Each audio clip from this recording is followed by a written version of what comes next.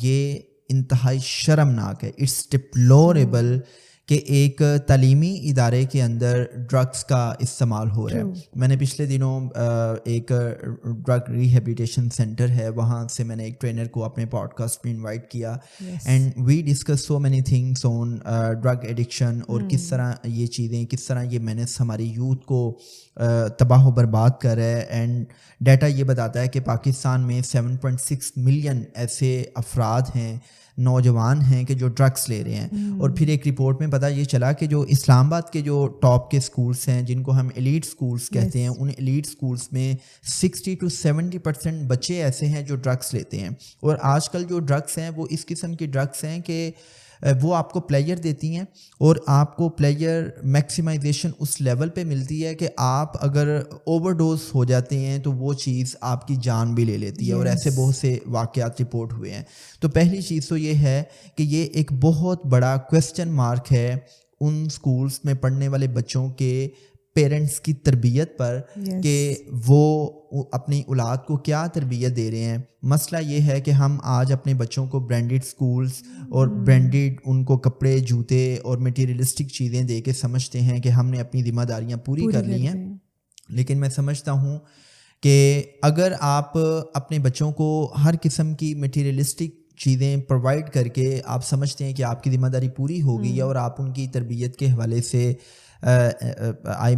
نگلیکٹیبل ہے, تو آپ نے بہت گھاٹے کا سودا کیا ہے. اور یہی اولاد آپ کے گلے کا توق بنتی ہے. یہ اولاد آپ کو اس دنیا میں اتنا بڑا سٹریس, اتنا بڑا ڈپریشن دیتی ہے کہ آپ پھر نارمیلٹی کی طرف نہیں آتے. کیونکہ میں سمجھتا ہوں کہ آپ کی زندگی کی جو سب سے بڑی کمائی ہے, اگر آپ صاحب اولاد ہیں, تو ایک آپ کی صحت ہے, اور آپ کی دوسری بڑی کمائی ہے کہ آپ کی اولاد آپ کے دل کا سکون بنے. تو پہلی چیز تو یہ ہے کہ یہ پیرنٹس کی تربیت پہ بہت بڑا کویسچن مارک ہے.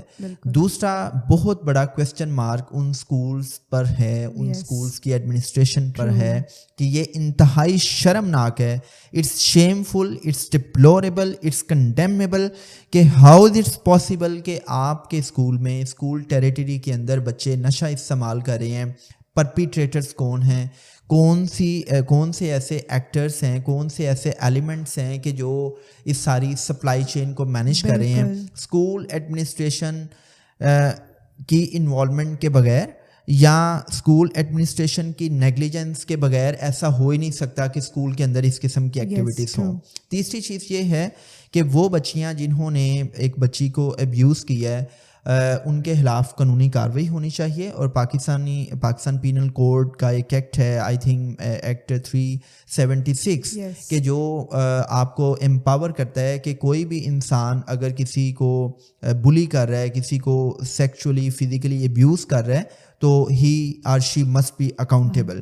اور لاسٹ تھنگ از کہ جس بچی کو بلی کیا گیا ہے, جو وکٹم ہے, آپ اس کو بھی آن بورڈ کریں اور اس کو بھی آپ ہیلنگ کی طرف لے کے آئیں, اور اس سے ڈسکس کریں کہ آخر یہ چیزیں کب سے چل رہی ہیں.